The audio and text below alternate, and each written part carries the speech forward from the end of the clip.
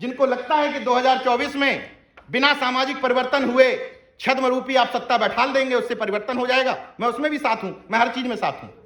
मैं जय मूल निवासी बोलो, मैं जय मूल निवासी बोल दूंगा। आप कहोगे नहीं भैया जय भीम से काम चलेगा, हम जय भीम बोल देंगे। आप कहोगे नहीं जय मंडल से काम चलेगा, हम जय मंडल बोल देंगे। आप कहोगे नमो बुद्धाय बोलना पड़ेगा, हम नमो बुद्धाय बोल देंगे। हम बहुजन मूवमेंट का जय फातिमा से लेकर के उल गुलान, इनकलाब जिंदाबाद सब कुछ बोल देंगे, बस नफरत वाला जय जय श्री राम नहीं बोलेंगे। हम सबको यह तय करना पड़ेगा। जहां बड़ा दिल दिखाने की बात आ रही है, एक बड़ी समस्या है संगठनों में। नीरज भाई, ये किए बिना काम नहीं चलेगा, ये किए बिना काम नहीं चलेगा। अरे जो तुम्हें समझ में आ रहा वही कर लो यार। जो किए बिना नहीं चलेगा तो तुम शुरुआत कर दो कि नहीं चलेगा। किसी ने रोका है क्या? किसी ने मना किया है क्या?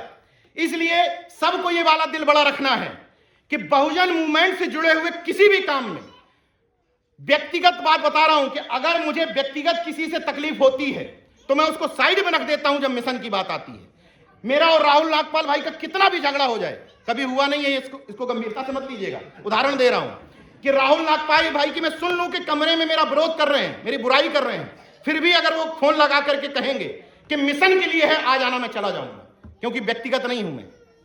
जहां व्यक्तिगत बात होगी सहयोग नहीं करूंगा, लेकिन जहां मिशन की बात होगी वहां चला जाऊंगा। यही हम सबको करना है। छोटी छोटी दिक्कतों को, छोटी छोटी तकलीफों को दिल से निकाल करके बाहर रखो। नाक छोटी कर लो, दिल इतना बड़ा कर लो, परिवर्तन दिख जाएगा। शिवाजी की बात हो रही थी, हम लोग प्रचार प्रसार नहीं कर पाए, इसी वजह से शिवाजी बहुजन प्रतिपालक न बनकर के हिंदू हृदय सम्राट बन के रह गए। शिवाजी और जीजाबाई छीन लिए गए हमसे, और जब ये समझ लेते हैं कि फलाने महापुरुष पर हम अतिक्रमण नहीं कर सकते तो उसको दूसरे ढंग से छीन लेते हैं। जैसे जिसको ये नहीं पता कि कबीर का जन्म किस सन में हुआ था, उसको पता है कि विधवा ब्राह्मणी के गर्भ से हुआ था। मतलब तुम्हारा व्यक्ति महान कैसे? विधवा ब्राह्मणी के गर्भ से हुआ था, इसलिए महान। शिवाजी महान कैसे? तो उनके साथ दादाजी कोंडदेव और समर्थ गुरु रामदास जैसे दो आइटम जोड़ दिए। आप लोग महाराष्ट्र से हैं, आप लोग हमसे ज्यादा बेहतर जानते हैं कि पूरे महाराष्ट्र में आंदोलन चला था। जहां जहां मूर्ति थी दादाजी कोंडदेव की, सब तोड़ दी गई थी। मामजी देशमुख नागपुर के रहने वाले हैं, उन्होंने अपनी पुस्तक में लिखा है कि समर्थ गुरु रामदास और दादाजी कोंडदेव जैसा कोई कैरेक्टर शिवाजी के जीवन में था ही नहीं। वो शिवाजी जिसके गुरु संत तुकाराम थे, जो सीधे सीधे ब्राह्मणवाद के विरोधी थे। वो शिवाजी जिसकी मां जीजाबाई थी, जो अपनी सेना में मावला यानी कि महार सैनिकों को भर्ती करती थी, और सेना में शामिल होने वाले हर सैनिक को मावला कहा जाता था। हिम्मत है किसी की कि उसके बेटे का राज तिलक बाएं पैर के अंगूठे से करे? लेकिन आपने नहीं लिखा तो वो लिख गए। हिम्मत नहीं थी किसी की कि उस समय ऐसा कर दे, लेकिन आपने नहीं लिखा, आपने कलम नहीं पकड़ी, तो जिसने कलम पकड़ी उसने आपका इतिहास बदल करके रख दिया। वैसे ही चंद्रगुप्त मौर्य के साथ एक जोड़ दिया चाणक्य, कि चंद्रगुप्त मौर्य महान कैसे हो सकता है? तो चाणक्य की वजह से हो सकता है। ना कहीं लिखा मिला है, ना किसी विदेश से आए हुए किसी लेखक ने लिखा, ना यहां किसी शिलापट्ट पे उल्लेख, कहीं उल्लेख नहीं है, लेकिन चाणक्य कैरेक्टर है।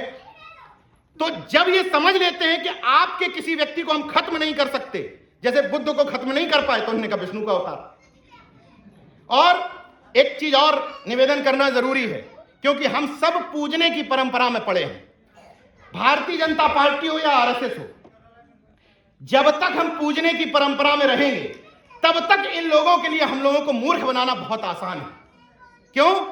आप चाहते हो ना कि बाबा साहब की बात हो। इसी नागपुर हेडक्वार्टर में ये लोग बाबा साहब का मंदिर बनवा देंगे, कुछ दिन बाद देख लीजिएगा।